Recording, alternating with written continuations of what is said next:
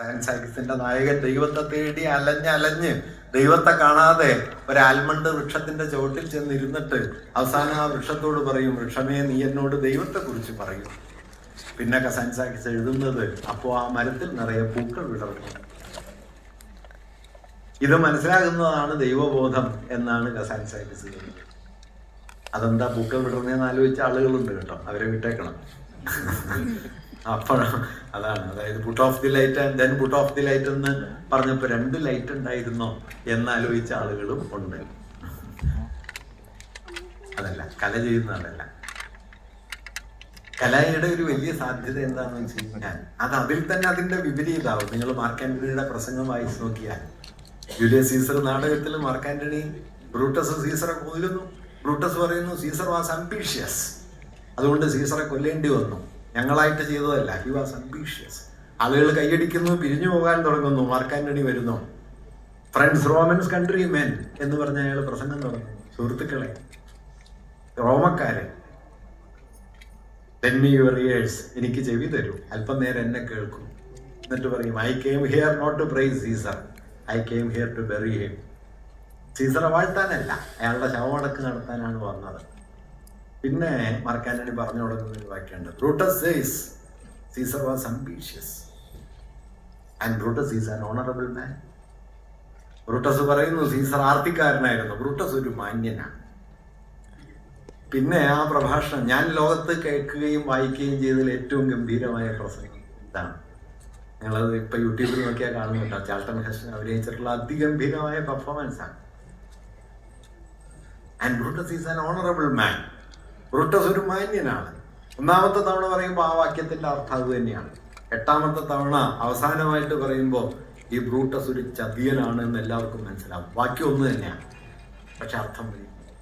ഭാഷയുടെ ഒരു ശേഷി അതാണ്, കലയുടെ ഒരു ശേഷി അതാണ്. അതൊരു കാര്യം പറയും, അതിനപ്പുറത്തേക്ക് സഞ്ചരിക്കും. ഒരേ കാര്യം പറയും. വൈലോപ്പിള്ളിയുടെ കണ്ണീർ പാടാൻ തുടങ്ങുമ്പോ, ബസ് വന്നുപോയി ദൂരാൽ ഇരമ്പം കേൾപ്പു, വേഷം വിസ്തരിച്ചത് പോരും അമ്പലത്തിലേക്കല്ലേ. ബസ് വരുന്നുണ്ട്, അകലേന്ന് ഒച്ച കേൾക്കുന്നുണ്ട്, ഒരുങ്ങിയത് മതി, അമ്പലത്തിലേക്കാണല്ലോ. പിന്നെയും ചന്തം ചാർത്തി തങ്ങി നീ ഭദ്രേ, ഭദ്രേന്നൊക്കെ വെറുതെ പറയണമെന്ന് കേട്ടോ, കാര്യമില്ല. പിന്നെയും ചന്തം ചാർത്തി തങ്ങി നീ ഭദ്രേ, ബസ് വന്നു പോയി സവിഷാദം നിന്നു നാം ആലിൻ ചുറ്റും. ബസ് വന്നു പോയി, വരുന്നുണ്ട് എന്നാണ്. ബസ് വന്നു പോയി, പോയി എന്നാണ്. ഒറ്റ വരിയിലാണ് വരവും പോക്കും. ബസ് വന്നു പോയി.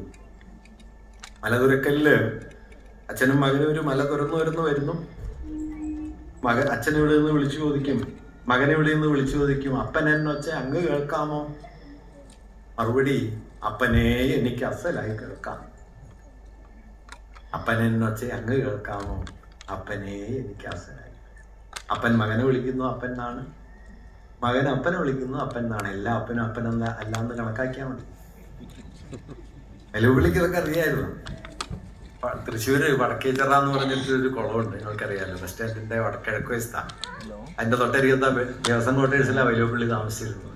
ആ വടക്കേച്ചിറയെ കുറിച്ച് വൈലോപ്പിള്ളി ഒരു കവിതയിൽ എഴുതുന്നുണ്ട്, പണ്ടാ വടക്കേ ചിറയൊന്ന് കണ്ടാൽ കുളിച്ചിടണം എന്ന് തോന്നും, പണ്ടാരമാം വാഴ്ചയിൽ ഇന്ന് അതൊന്ന് കണ്ടാൽ കുളിച്ചിടണം എന്ന് തോന്നും. ഒറ്റ വരിയ, പണ്ടാ വടക്കേ ചിറയൊന്ന് കണ്ടാൽ കുളിച്ചിടണം, പണ്ടാരമാം വാഴ്ചയിൽ ഇന്ന് അതൊന്ന് കണ്ടാൽ കുളിച്ചിടണം എന്ന് തോന്നും. ഒരനുഭവത്തിൽ അതിന്റെ വിപരീതമുണ്ട്. ജയോയം അജയാകാരോ ജയസ്തസ്മാത് പരാജയ എന്ന് മഹാഭാരതം പറയും. ജയത്തിൽ തന്നെ പരാജയം, അല്ലാതെ പരാജയം വേറെ എവിടെന്നെങ്കിലും വരികയല്ല, അതിനുള്ളിലുണ്ട്. ഈ അതിനുള്ളിലുള്ള പരാജയത്തിന്റെ ബീജത്തെ നമുക്ക് മുമ്പിൽ എടുത്തു കാണിക്കുന്ന ഒരു സാമഗ്രിയുടെ പേരാണ് കല. ജയിച്ചെടുത്ത് തന്നെ തോൽക്കും, വിജയിച്ചെടുത്ത് തന്നെ പരാജയപ്പെടും. എല്ലാ വിജയങ്ങളിലും പരാജയത്തിന്റെ വിത്ത്, തക്ഷകനായി വരാനിരിക്കുന്ന വിത്ത് ഒളിഞ്ഞിടപ്പെടും എന്ന് നമ്മോട് പറയുന്ന ഒരു അനുഭവമാണ് വാസ്തവത്തിൽ കലയിലുള്ളത്. ഇത് നഷ്ടപ്പെട്ടുകൂടാ. വാസ്തവത്തിൽ ഫാഷിസ്റ്റുകൾ കലയെ ചെറുക്കുന്നത് എന്തുകൊണ്ടാണെന്ന് വെച്ച് കഴിഞ്ഞാൽ, കല നൽകുന്ന ഈ സമഗ്രതാ ബോധത്തെ, കല നൽകുന്ന ജീവിതത്തെക്കുറിച്ചുള്ള വൈരുദ്ധ്യത്തെ, കല നൽകുന്ന വാഗ്ദാനം ചെയ്യുന്ന സാഹോദര്യത്തെ അവര് വെറുക്കുന്നു എന്നുള്ളതുകൊണ്ട്. അതുകൊണ്ട് ഫാസിസ്റ്റുകൾ എപ്പോഴും ചെയ്യുന്നത്, ഫാഷിസ്റ്റുകൾ എല്ലാ കാലത്തും കലയ്ക്കെതിരായിരിക്കും. അവര് കവിത കൂട്ടിയിട്ട് കത്തിക്കും, കവികളെ വെടിവെച്ച് കൊല്ലും, തടങ്കലിലാക്കും.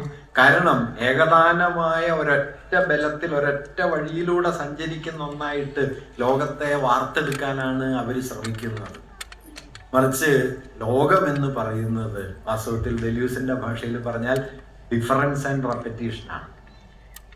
അത് ആവർത്തിക്കുന്നുണ്ട്, പക്ഷെ ഓരോന്നിലും അതിൽ വ്യത്യാസം. നിങ്ങളൊരു മരത്തിൽ 100 ഇല ഉണ്ടെങ്കിൽ എണ്ണി നോക്കൂ, ഓരോ ഇലയെടുത്ത് നോക്കൂ, ഒരില പോലും മറ്റൊന്നിന്റെ അതേപടിയുള്ള ആവർത്തനമല്ല. There must be a difference.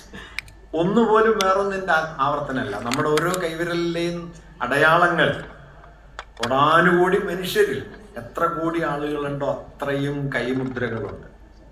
പ്രകൃതിയുടെ അടിസ്ഥാന സ്വഭാവം വ്യത്യസ്തതയാണ്, സമാനതയല്ല.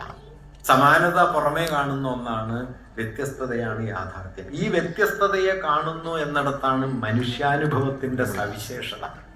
പച്ച നിറം എന്ന് പറയുന്നത് ഒരു നിറമല്ല, കോടാനുകോടി ഛായകളാണ് പച്ചയുടെ. മാഷ് പണ്ട് പറയുന്ന ഒരു ഫലിതമുണ്ട്. ഭർത്താവിനോട് ഭാര്യ പറഞ്ഞു, എനിക്കൊരു പച്ച സാരി വേണം എന്ന് പറഞ്ഞു. വൈകുന്നേരമായപ്പോ ഭർത്താവ് പച്ച സാരിയൊക്കെ മേടിച്ച് ഭാര്യയെ കാണാൻ ചെന്നു. അപ്പൊ ഭാര്യ അതെടുത്ത് നോക്കിയിട്ട് പറഞ്ഞു, ഇതല്ല ഞാൻ പറഞ്ഞ പച്ച. കാരണം ഭർത്താവിന് പച്ച എന്ന് പറഞ്ഞ ഒരു നിറമാണ്, ഭാര്യക്ക് പച്ച എന്ന് പറഞ്ഞ ഒരു അനുഭവമാണ്. ഈ അനുഭവത്തെ പിടിച്ചെടുക്കലാണ് കല. അതുകൊണ്ടാണ് കുഞ്ചൻ നമ്പ്യാർ പച്ച നിറം കണ്ടിട്ട് മരുതകം പോലെ ഇരിക്കുന്നല്ലോ എന്ന് പറഞ്ഞത്. നമ്മൾ മഴക്കുല കണ്ടു, പക്ഷെ നമുക്കാർക്കും തോന്നിയില്ല. പച്ചക്കദളി കുലകൾക്കിടക്കിട വെച്ചത്തിൽ നന്നായി പഴുത്ത പഴങ്ങൾ ഉച്ചത്തിൽ അങ്ങനെ കണ്ടാൽ പവിഴവും പച്ചരത്നക്കല്ലും ഒന്നിച്ചു ചേർത്ത മാലകൾ കൊണ്ട് വിധാനിച്ച ദിക്ക് എന്ന് ഒരു പച്ച നിറത്തിൽ നിന്ന് പവിഴവും മരുതകവും കണ്ടെടുക്കുന്ന ഒരു പണിയാണ് ഈ കലയുടെ പണി എന്ന് പറയുന്നത്. അതല്ലാതെ എല്ലാം പച്ച നിറവും പച്ചയാണെന്ന് കരുതുന്ന ആൾക്ക് നഷ്ടപ്പെടുന്നത് ജീവിതമാണ്. കാരണം ജീവിതത്തിൽ ഒരു പച്ചയില്ല, പച്ചയുടെ ഭേദങ്ങളേ ഉള്ളൂ. ഒരാനന്ദ ഭൈരവിയില്ല, അനന്ത ഭൈരവിയുടെ അനന്ത ഭേദങ്ങളേ ഉള്ളൂ. നിങ്ങൾ ഒരു ആനന്ദ ഭൈരവി കേട്ടാൽ പിന്നെ ആനന്ദ ഭൈരവി കേൾക്കാൻ പറ്റുന്നത് എന്തുകൊണ്ടാണ്? ഇന്നലെ കേട്ട ആനന്ദ ഭൈരവി അല്ലാത്തത്. എന്റെ ഛായ മാത്രമേ തുടരുന്നുള്ളൂ, അതിന്റെ അനുഭൂതി തലം മാറും. ഇങ്ങനെ മാറി വരുന്ന അനുഭവത്തെ ഞാൻ പറഞ്ഞു വരുന്നത്, പ്രകൃതിയുടെ അടിസ്ഥാന യാഥാർത്ഥ്യം ഉണ്ടല്ലോ, റെപ്പറ്റേഷനുള്ളിൽ ഡിഫറൻസിനെ മെയിൻറ്റെയിൻ ചെയ്യാറ്. റെപ്പറ്റേഷൻ ആൻഡ് ഡിഫറൻസ്, ആവർത്തനവും അനന്യതയും. ആവർത്തനത്തിനുള്ളിലെ അനന്യത. ഷേക്സ്പിയർ സ്നേഹത്തെ കുറിച്ച് പറയുമ്പോൾ അങ്ങനെ പറയുന്നുണ്ട്. ഷേക്സ്പിയർ സ്നേഹത്തെ കുറിച്ച് പറയുമ്പോൾ പറയും, as the sun is daily new and all, so was my love telling you what is told. സൂര്യൻ എന്നും പുതിയതും പഴയതുമായിരിക്കുന്നത് പോലെ എന്റെ സ്നേഹം പറഞ്ഞു തന്നെ പറയുന്നു, പക്ഷെ ഓരോ നിമിഷവും പുതിയതാണ്. കടമ്പനിട്ട മലയാളത്തിൽ അതിന് സമാനമായ ഒരു വരി എഴുതിയിട്ടുണ്ട് കേട്ടോ, പരാതി എന്നുള്ള കവിതയിൽ. എന്നും പറഞ്ഞവ തന്നെയാണെങ്കിൽ എന്തെന്നും പുതിയതായി തോന്നും, അല്ലെങ്കിൽ എന്തുണ്ട് അനവധി കാര്യങ്ങൾ. അതുകൊണ്ട് ഞാൻ പറഞ്ഞു തന്നത്, കലയുടെ ലോകം എന്ന് പറയുന്നത് ഈ ആവർത്തനത്തിനുള്ളിൽ നിലീനമായിരിക്കുന്ന അനന്യതയെ അനുഭവപ്പെടുത്തി തരുന്നു എന്നതാണ്. ഞാൻ പറഞ്ഞ് അവസാനിപ്പിക്കാം.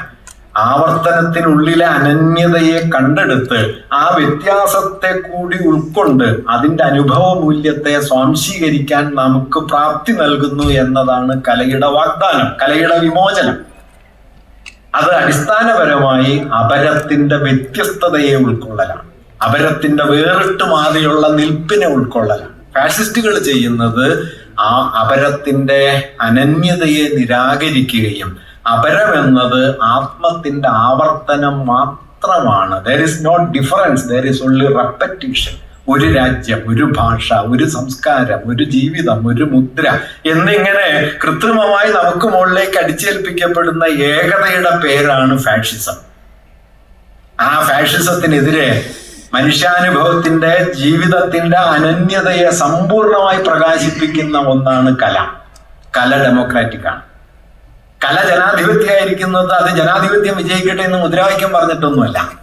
അങ്ങനെയൊക്കെ കവിതയിൽ പറയാം, കലയിൽ പറയാം, അതൊക്കെ സാധ്യതയാണ്. പക്ഷെ അതിനൊക്കെ അപ്പുറം കല ജനാധിപത്യമായിരിക്കുന്നത് അത് ഈ മനുഷ്യാനുഭവത്തിന്റെ വ്യത്യസ്തതയെ ഉയർത്തിക്കൊണ്ടുവരുന്നു. ആ വ്യത്യസ്തതയിൽ നിന്ന് നമുക്കൊരു അനുഭവ മൂല്യം അത് പകരുകയും നാം ഈ അനുഭവത്തെ ഇക്കാലം വരെ മനസ്സിലാക്കിയതിനപ്പുറത്ത് ആ അനുഭവത്തിനൊരു ജീവിതമുണ്ട് എന്ന് പറയും. വാത്സല്യത്തിൽ വഞ്ചനയുണ്ടെന്ന് നമ്മളോട് പറയും, വിരിയുന്ന പൂവിൽ ദൈവമുണ്ടെന്ന് പറയും. അങ്ങനെ കൽപ്പറ്റ നാരായണ മാഷ് കവിതയിൽ പറയും, വീണപ്പോൾ താങ്ങിയ അപരിചിതൻ എന്നിലുള്ള സംശയം തീർത്തു തന്നില്ലേ. ദൈവം ചോദിക്കുന്നു, രണ്ട് വരി കൊണ്ട് ദൈവം തെളിഞ്ഞു വരും. ദൈവബോധമുള്ളവർക്ക് ഇത് അയാൾ ദൈവം എന്ന് മനസ്സിലാക്കണം. വീണപ്പോൾ താങ്ങിയ അപരിചിതൻ. ഇങ്ങനെ അനുഭവത്തിന്റെ സൂക്ഷ്മാംശങ്ങളിൽ നിന്ന് വ്യത്യസ്തതകളെ നിരന്തരം എന്നോണം ഉയർത്തിക്കൊണ്ടുവന്ന് ഓരോ പ്രണയവും ഓരോ സ്നേഹവും ഓരോ വിഷാദവും അതാകിൽ വേറിട്ടതാണ് എന്ന് നമ്മെ ബോധ്യപ്പെടുത്തി ആ വ്യത്യസ്തതകളിൽ ആണ്ടുമൊഴുകി ജീവിക്കാൻ പോകുന്ന ഒരു ആന്തരികത മനുഷ്യവംശത്തിന് വാഗ്ദാനം ചെയ്യുന്നു എന്നതാണ് കലയുടെയും സാഹിത്യത്തിന്റെയും മൗലികമായ വിമോചന ശേഷി. അത് വിപ്ലവം വിജയിക്കട്ടെ എന്ന് മുദ്രാവാക്യം പറഞ്ഞുകൊണ്ടാവണമെന്നുമില്ല, മറിച്ച് ഈ അനന്യതയിലാണ്.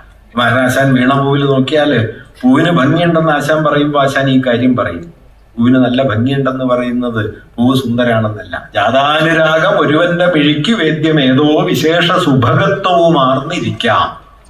അനുരാഗിയായ ഒരാൾക്ക് മാത്രം കാണാൻ കഴിയുന്ന വിശേഷ ഭംഗി ആ പൂവിനുണ്ടല്ലോ.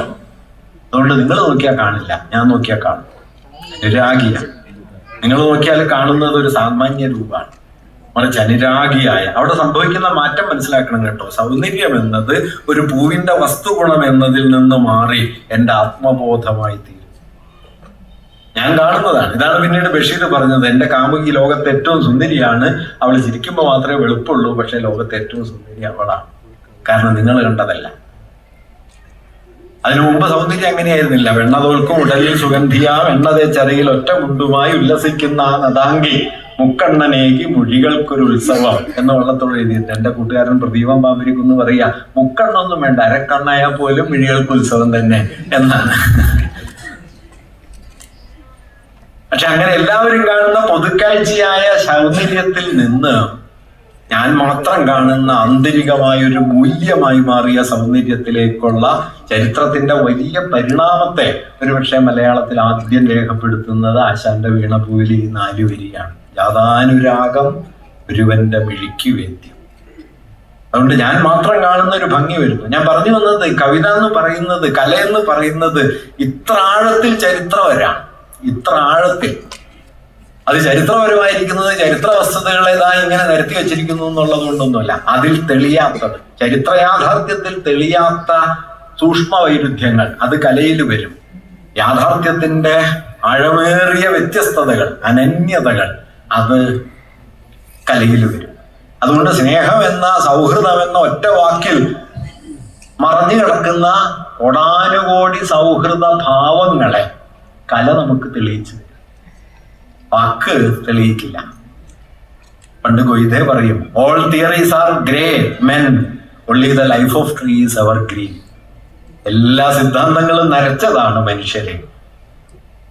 നിത്യഹരിതമായത് ജീവിത മഹാവൃക്ഷം. ആ നിത്യഹരിതമായ ജീവിത മഹാവൃക്ഷത്തിലേക്കുള്ള വലിയ ക്ഷണപത്രമായി നിന്ന് അതിൻ്റെ വ്യത്യസ്തതകളെ സ്വാംശീകരിക്കാൻ നമ്മെ പരിശീലിപ്പിച്ച്, വൈവിധ്യങ്ങളിൽ ജീവിക്കാൻ നമ്മെ പ്രചോദിപ്പിച്ച്, വ്യത്യസ്തതകളെ ആന്തരികമായി സ്വാംശീകരിക്കുന്ന ബഹുത്വത്തിന്റെ, ബഹുസ്വരതയുടെ, വൈവിധ്യങ്ങളുടെ, വൈരുദ്ധ്യങ്ങളുടെ ഒരു ജീവിതത്തെ നമുക്ക് നൽകുന്നു എന്നതാണ് കലയുടെ മൗലികമായ വിമോചന ശേഷി. ഫാഷിസം ആകട്ടെ വൈവിധ്യങ്ങളെ ഇല്ലാതാക്കി ഏകദാനമായൊരു ജീവിതക്രമത്തെ നമുക്ക് മുകളിൽ അടിച്ചേൽപ്പിക്കാൻ നിരന്തരം ശ്രമിക്കുമ്പോൾ കല അതിൻ്റെ വിപരീതത്തിൽ നിലകൊള്ളുന്നു. ആ വിപരീതത്തിലുള്ള നിലയാണ് വാസ്തവത്തിൽ കലയുടെ ഇൻഹറന്റ് ആയിട്ടുള്ള, അതിൽ തന്നെ നിലീനമായിട്ടുള്ള അതിൻ്റെ നൈതികത, അതിൻ്റെ ജനാധിപത്യ ശേഷി, അതിൻ്റെ പ്രതിരോധ മൂല്യം. നല്ല കല എപ്പോഴും സബ്വേഴ്സീവാണ്. നല്ല കല എപ്പോഴും പ്രതിരോധത്തിലാണ്. അത് നാം ജീവിതത്തെക്കുറിച്ച് ഉണ്ടാക്കിയ ഒരു ധാരണയെ ഒലച്ചുകൊണ്ടേ മുമ്പോട്ട് പോവുള്ളൂ. അത് നിന്നിടത്ത് നിൽക്കില്ല, നിന്നിടത്ത് നിൽക്കാൻ നമ്മെ അനുവദിക്കുകയുമില്ല. ഒരു ചുവട് കൂടി അത് മുമ്പോട്ട് പോകാൻ പറയും. മനുഷ്യൻ എന്നുള്ളതിന് ചുറ്റും വരച്ച ആ വരയെ അത് കുറെ കൂടി വലുതാക്കി വരയ്ക്കും. സ്നേഹം എന്നതിന് ചുറ്റും വരച്ച വരയെ അത് വലുതാക്കി വരയ്ക്കും. എല്ലാ അനുഭവങ്ങളുടെ അതിർത്തിയെയും പൊളിക്കും, എല്ലാറ്റിനെയും വേറെയാക്കി മാറ്റും, എല്ലാം അടിയളകും. വാസ്തവത്തിൽ ഈ അടിയിളക്കത്തെ കുറിച്ച് ഏറ്റവും ഗംഭീരമായ ഒരു പ്രയോഗം മാർസിൻ്റെതായിട്ടുണ്ട്. കമ്മ്യൂണിസ്റ്റ് മാനിഫെസ്റ്റോ നിങ്ങൾ വായിച്ചാൽ ഗംഭീരമായ ഒരു പോയറ്റിക് മെറ്റഫറിൽ മാറി വരുന്ന കാലത്തിന്റെ അടിയിളക്കങ്ങളെ മാർസ് സംഗ്രഹിച്ചത് നിങ്ങൾക്ക് കാണാൻ പറ്റും. All that is solid melts into air. ഖരമായതൊക്കെ ആവിയായിത്തീരുന്നു, ഖരമായതൊക്കെ ആവിയായിത്തീരുന്നു. ഒരുപക്ഷെ ഒരുപാട് കാലം കഴിഞ്ഞ് ബാലേന്ദ്രൻ ചുള്ളിക്കാട് കവിതയിൽ എഴുതി, ഈ തട്ടകം നിൽക്കുവാൻ വയ്യാതെ പൊള്ളുന്നു പൊള്ളുന്നു. മിക്കക്കള്ളിയില്ല. ആ മിക്കക്കള്ളി ഇല്ലാതായി തീരുന്ന കാലത്തിന്റെ ആഴമേറിയ ഒരു പാച്ചിലിനെ ആദ്യം രേഖപ്പെടുത്തിയത് മാർക്സാണ്. സിഗ്മണ്ട് ബൗമൻ പിന്നീട് ആ വരിയെ കുറിച്ച് പറയുന്നുണ്ട്. ടി.എസ്. എലിയറ്റും യേറ്റ്സും ഒക്കെ പിൽക്കാലത്ത് എഴുതാനിരുന്ന വരികൾ, London bridge is falling down, things fall apart എന്നൊക്കെ പിൽക്കാലത്ത് കവികള് ആധുനികതയുടെ സംഭ്രമത്തെ രേഖപ്പെടുത്താനിരുന്നത് മുഴുവൻ മുൻകൂറായി സംഗ്രഹിച്ചത് ഒരു കവിയായിരുന്നില്ല, വാസ്തവത്തിൽ മാർക്സ് ആയിരുന്നു എന്ന്. All that is solid melts into air. Marks വലിയ കവിയായിരുന്നു കേട്ടോ. ലേഖനം എഴുതിയില്ലെങ്കിൽ മൂപ്പര് അപാര കവിത എഴുതിയെന്നെ. തിയറീസ് ഓഫ് സർപ്ലസ് വാല്യൂവിൽ ഒരു ഗംഭീര വരി, ഒരുപാട് വരികൾ. മുതലാളിത്തത്തെ കുറിച്ച് മാർക്സ് ഒരിക്കൽ എഴുതുന്നുണ്ട്, capitalism will cut down the tree if it can sell the shadow. നിഴല് വിൽക്കാൻ പറ്റിയില്ലെങ്കിൽ മുതലാളിത്തം മരം വെട്ടി വിൽക്കും. നിഴല് വിൽക്കാൻ പറ്റുമെങ്കിൽ പ്രകൃതി എന്ന് പറയും. ഇങ്ങനെ ഈ വൈരുദ്ധ്യങ്ങളെ മുഴുവൻ ഗംഭീരമായിട്ട് തിയറീസ് ഓഫ് സർപ്ലസ് വാല്യൂവിൽ ഒരു അവസാന ഭാഗത്ത് വരുന്ന ഒരു വരിയുണ്ട്. ഭയങ്കര പോയറ്റിക് ആയ ഒരു മെറ്റഫറ. Hasn't there been a tree of knowledge? Hasn't there a tree of knowledge been at the same time a tree of sin ever since the time of Adam? വിജ്ഞാനത്തിന്റെ വൃക്ഷം പാപത്തിന്റെ വൃക്ഷം കൂടിയായിട്ടല്ലാതെ ആദത്തിന്റെ കാലം മുതൽ നിലനിന്നിട്ടില്ല. Hasn't there a tree of knowledge been at the same time a tree of sin? വിജ്ഞാനത്തിന്റെ വൃക്ഷം പാപത്തിന്റെ വൃക്ഷം കൂടിയായിട്ടല്ലാതെ ever since the time of Adam. എഴുതപ്പെട്ടതിൽ ഏറ്റവും മനോഹരമായ കാവ്യഭാവനകളിൽ ഒന്നാണ് ഇതെല്ലാം. ഞാൻ പറഞ്ഞു വന്നത് എന്തുകൊണ്ടാണ് മാർക്സ് കവിതയിലേക്ക് തിരിയുന്നത് എന്ന് ചോദിച്ചാല്, സിദ്ധാന്തത്തിന്റെ ക്രമീകൃതമായ ചട്ടക്കൂടിനകത്തൊതുങ്ങാത്ത യാഥാർത്ഥ്യത്തിന്റെ വൈരുദ്ധ്യങ്ങളെ കല പ്രകാശിപ്പിക്കുന്നത് പോലെ മറ്റൊന്ന് പ്രകാശിപ്പിക്കില്ല എന്നതുകൊണ്ടാണ്. അതുകൊണ്ട് വലിയ സാമ്പത്തിക തത്വം പറഞ്ഞതിന് ശേഷം മാർക്സ് ഡാന്റെയിലേക്ക് പോകും, മാർക്സ് ഷേക്സ്പിയറിലേക്ക് പോകും, മാർക്സ് ഹോമറിലേക്ക് പോകും, മാർക്സ് വെർജിലിലേക്ക് പോകും. കാരണം കല യാഥാർത്ഥ്യത്തിന്റെ വൈരുദ്ധ്യങ്ങളെ കൂടിയാണ് പുറത്തു കൊണ്ടുവരുന്നത്. അങ്ങനെയുള്ള വലിയ ഒരു ജീവിത വ്യാപ്തി സാഹിത്യം, കല നമുക്ക് നൽകുന്നു എന്നതാണ് സാഹിത്യം എന്തുകൊണ്ട് ആവശ്യമായിരിക്കുന്നു എന്നതിൻ്റെ പ്രധാനപ്പെട്ട ഉത്തരം. ഇത്രയൊക്കെ നിങ്ങൾ ഇതിന്റെ പുറകിൽ ആലോചിച്ചിട്ടുണ്ടാവണമെന്നൊന്നും ഞാൻ വാശി പിടിക്കുന്നില്ല. പക്ഷെ നിങ്ങൾ ആലോചിച്ചതിന്റെ പിന്നിൽ ഇത്രയൊക്കെ ഉണ്ട് എന്നതാണ് പ്രധാനപ്പെട്ട കാര്യം. അതുകൊണ്ട് സാഹിത്യത്തിന് വേണ്ടിയുള്ള മാനുഷികമായ ഏതു പ്രവർത്തനവും രണ്ട് ഘടകങ്ങളെ ഉൾക്കൊള്ളുന്നു എന്നാണ് ഞാൻ കരുതുന്നത്. ഒന്ന്, മനുഷ്യവംശ സാഹോദര്യത്തിന് വേണ്ടിയുള്ള അവസാനിക്കാത്ത ഒരു ദാഹം. രണ്ട്, ജീവിതത്തെ, യാഥാർത്ഥ്യത്തെ അതിൻ്റെ സമഗ്രതയിൽ തിരിച്ചറിയാൻ വേണ്ടിയുള്ള നമ്മുടെ പരിശ്രമം. ഈ രണ്ട് പരിശ്രമങ്ങളും നമ്മുടെ മാനുഷികതയുടെ ബലം വർദ്ധിപ്പിക്കും, നമ്മളെ കൂടുതൽ വലിയ മനുഷ്യരാക്കാൻ സഹായിക്കും. അതിനുള്ള പ്രേരണയായി ഈ സാഹിത്യത്തെയും സാഹിത്യത്തെക്കുറിച്ചുള്ള ആലോചനകളെയും നിങ്ങൾ ഉപയോഗപ്പെടുത്തണം. സാഹിത്യം ഒരു നേരം പോക്കല്ല, സാഹിത്യം ഒരു വിജ്ഞാനവർദ്ധനവല്ല. സാഹിത്യം അടിസ്ഥാനപരമായി താനല്ലാത്തവരുമായി ഹൃദയഭാവം കൊണ്ട് ചേർന്ന് നിൽക്കുന്ന മാനുഷികതയുടെ അത്യുന്നതമായ ഒരു പ്രകാശനമാണ്. അംബേദ്കർ പറയുന്ന മൈത്രിയോ, നാരായണഗുരു പറയുന്ന അനുകമ്പയോ, മാർക്സ് പറയുന്ന കാമറേഡറിയോ ഒരാൾക്ക് കൈവരുന്ന ഒരു ജീവിത സ്ഥാനത്തിന്റെ പേരാണ് കല, സാഹിത്യം എന്നത്. അത് വലിയൊരു വാഗ്ദാനമാണ്. നമസ്കാരം.